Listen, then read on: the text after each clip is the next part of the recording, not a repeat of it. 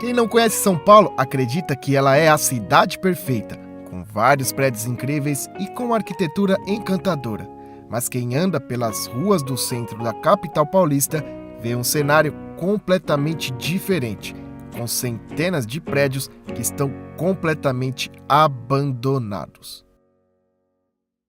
O centro de São Paulo é a região com a maior concentração de serviços da cidade e é onde as pessoas têm maior acesso ao transporte público, bancos e restaurantes. Tudo isso poderia fazer com que a região fosse o local ideal para morar. Mas não é isso que é encontrado, e sim muita gente atrás de moradia e muito imóvel degradado, sendo mais de 30 mil imóveis abandonados em toda a cidade. Muitos dos prédios abandonados foram invadidos por movimentos de moradia popular, sendo que em alguns prédios chega a morar cerca de 102 famílias. Só que o mais impressionante disso tudo está no bairro da Moca, na zona leste da capital. Uma reportagem do Fantástico mostrou um galpão construído em 1913 e que foi ocupado por famílias sem teto, sendo que a maioria são imigrantes. A comunidade é chamada de Tijolinho da Moca e conta com mercadinhos, lojas e igrejas, que atendem a uma população de 10 mil pessoas, misturadas entre brasileiros, bolivianos, venezuelanos e haitianos, onde apenas uma porta dá acesso à entrada e saída do galpão. E em 2018, após o incêndio, 3 crianças acabaram morrendo. Os prédios abandonados no centro de São Paulo se tornaram um grande problema. Entre os anos de 1970 e 2000, os principais bairros da zona central perderam praticamente metade da população, se tornando bairros apenas de comércio que ficam abandonados à noite sem gente para cuidar do espaço público. O mais impressionante é o fato da região estar totalmente equipada com infraestrutura, um bom serviço público e comércio super movimentado durante o dia. Todos esses fatos nos fazem questionar o motivo da capital paulista estar nessa situação, por que tem tanto prédio abandonado e será que um dia voltará a ter seus prédios restaurados e livres de invasões ou moradias irregulares?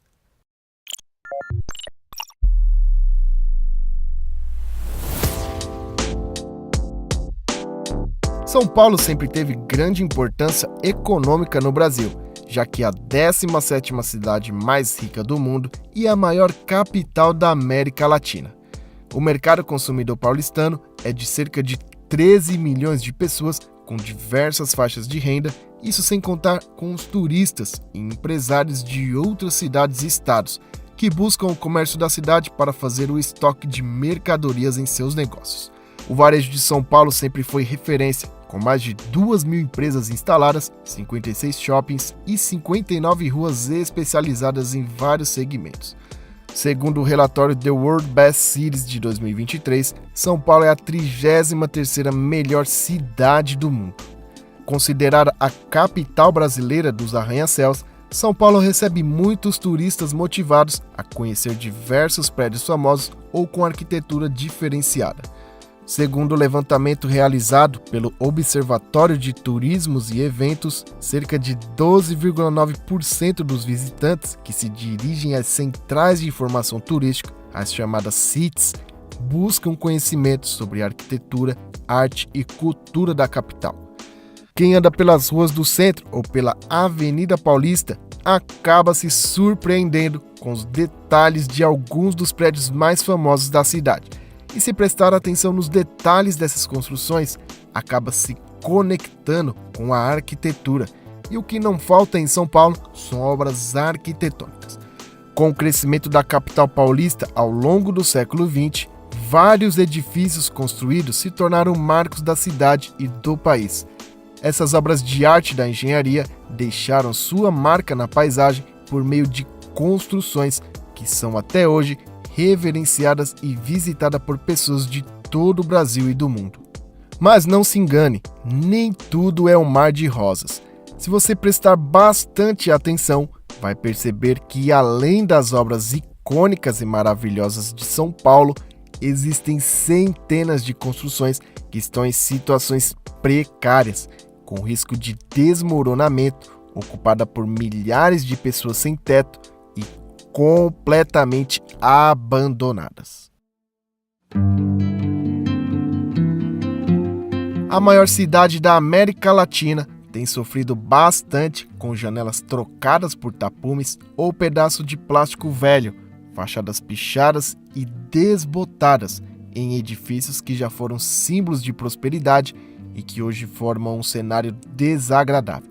Afinal de contas, como pode uma área com tantos empregos e tanta infraestrutura urbana ter esse tanto de imóveis abandonados?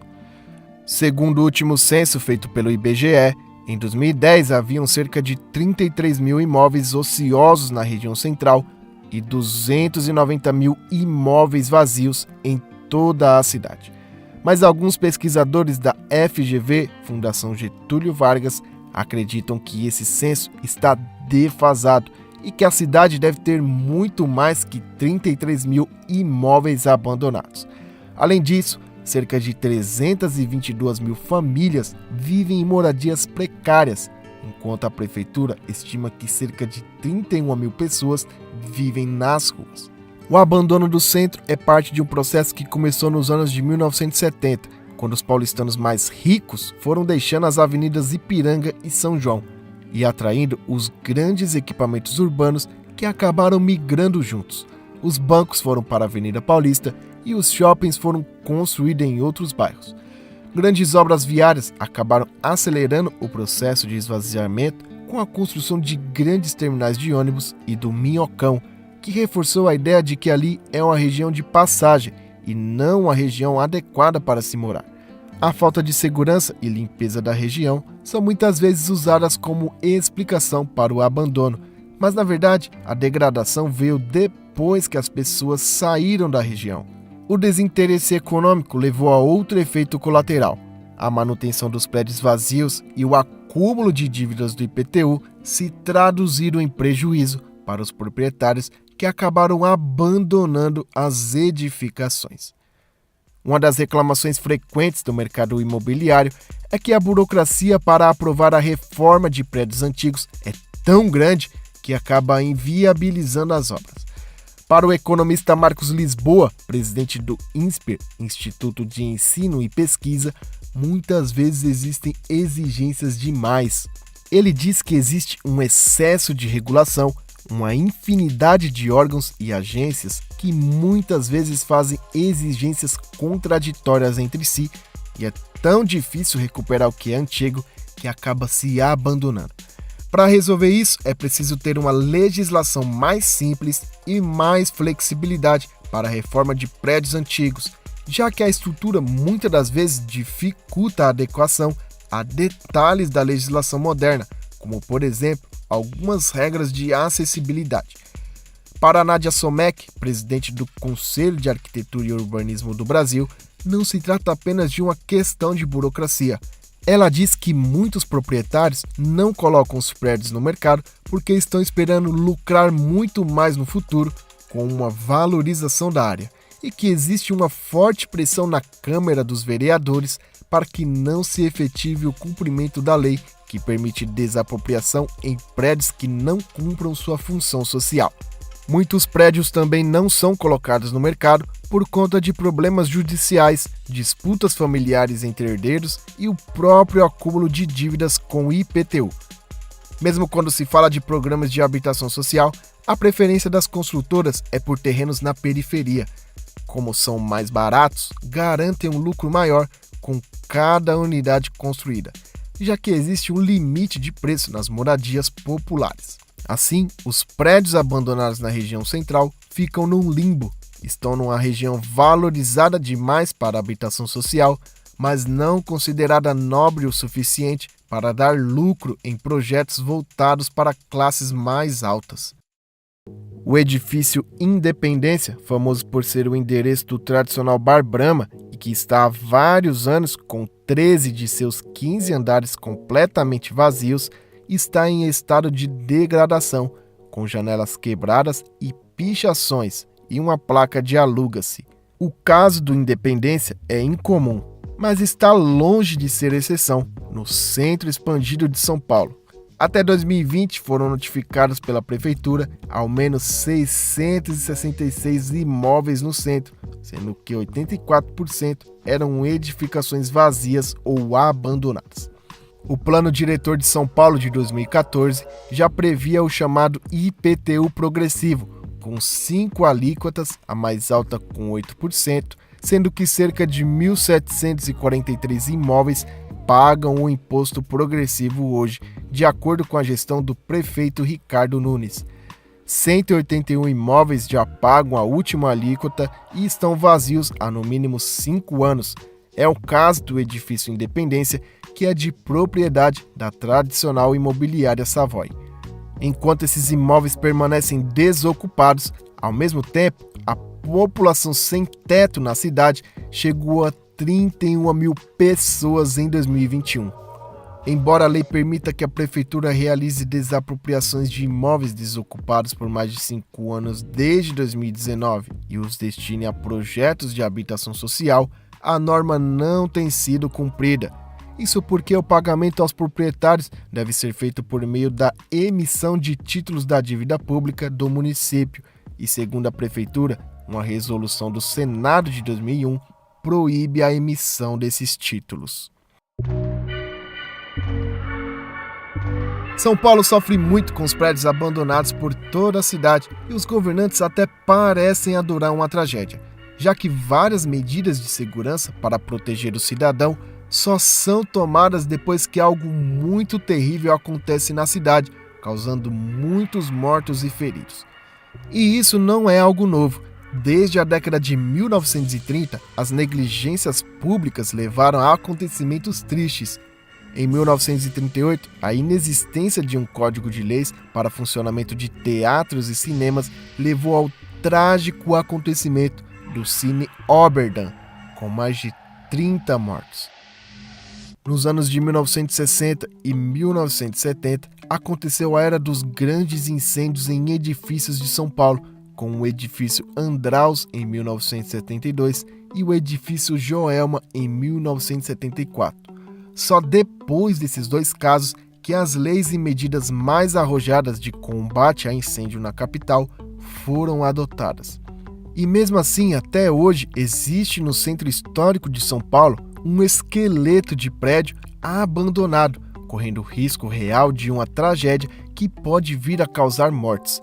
Construído no início da década de 1960, a estrutura foi projetada para ser um edifício garagem, já que naquela época a capital paulista recebeu um boom de projetos de novos edifícios garagem, levado em consideração que o centro da cidade era repleto de prédios antigos sem garagem para os prédios e ainda não havia o metrô para se locomover no centro. Mas algumas coisas deram errado e o edifício jamais foi construído, se transformando no maior esqueleto e no grande símbolo da decadência que há anos acomete o centro histórico de São Paulo.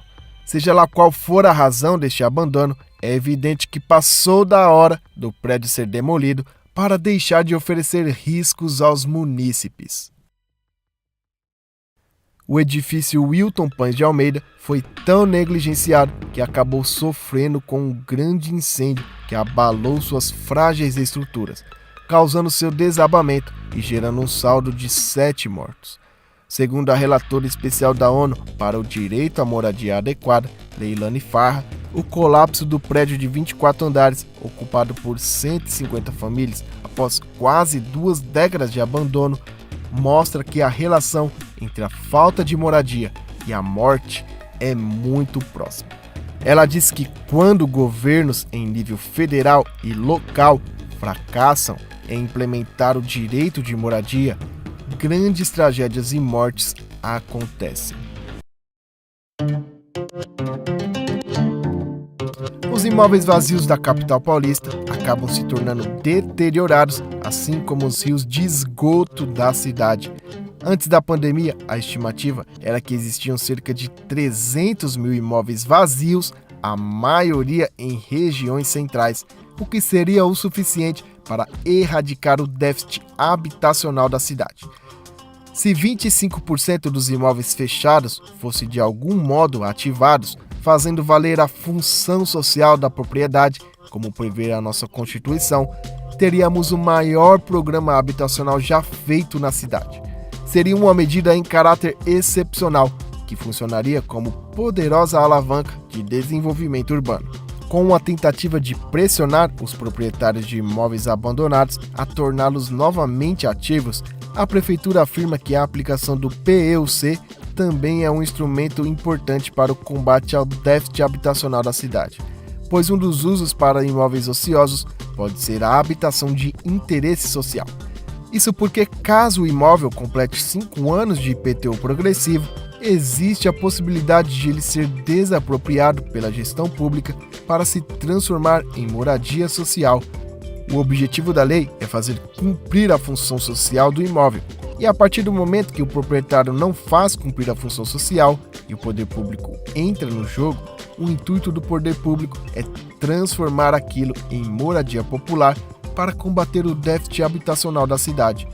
E parece que essa ideia saiu do papel, pois finalmente a Prefeitura de São Paulo anunciou que iria reformar os prédios para serem oficialmente transformados em habitação popular, oferecendo a dignidade e a estrutura que todo cidadão e toda cidadã merecem e têm direito. Uma dessas obras é o edifício Prestes Maia, e a reforma será coordenada pelo Movimento de Moradia e utilizará a técnica de retrofit para construir 287 apartamentos entre 30 e 50 metros quadrados, além de luz, gás e água corretamente instalados para aprimorar a residência das cerca de 60 famílias que atualmente vivem no local e receber outras 227 famílias que já moraram no Prestes Maia. Com 23 andares em seus 2 blocos e localizado no bairro da Luz, o edifício Prestes Maia era um símbolo de uma antiga São Paulo industrial entre a década de 1950, quando foi construído, e a década de 1980, enquanto funcionou como sede da Companhia Nacional de Tecidos. A tecelagem, porém, foi à falência nos anos de 1990, e a imensa construção no centro da capital paulista permaneceu vazia e abandonada até 2002, quando foi ocupada por pessoas sem teto em busca de um lugar para morar, tornando o Prestes Maia em uma das maiores ocupações verticais da América Latina. Mas esse assunto vai muito além das ocupações irregulares. É preciso responsabilizar quem deixa seus imóveis parados, abandonados e algumas vezes em ruínas, em uma região como o centro de São Paulo, com metrô, empregos, comércios e serviços abundantes, apenas por querer esperar a valorização desses imóveis, enquanto inúmeros trabalhadores têm de gastar horas para se deslocar nos transportes públicos, entre suas casas na periferia da cidade e os locais de trabalho. A Encol Engenharia, por exemplo, que já foi considerada uma das maiores construtoras do país, acabou falindo no final dos anos 1990 e deixando diversas obras abandonadas. Se você quiser saber o que aconteceu com a Encol e por que ela acabou indo à falência, é só clicar no vídeo que está aparecendo na tela, que te encontra em alguns segundos.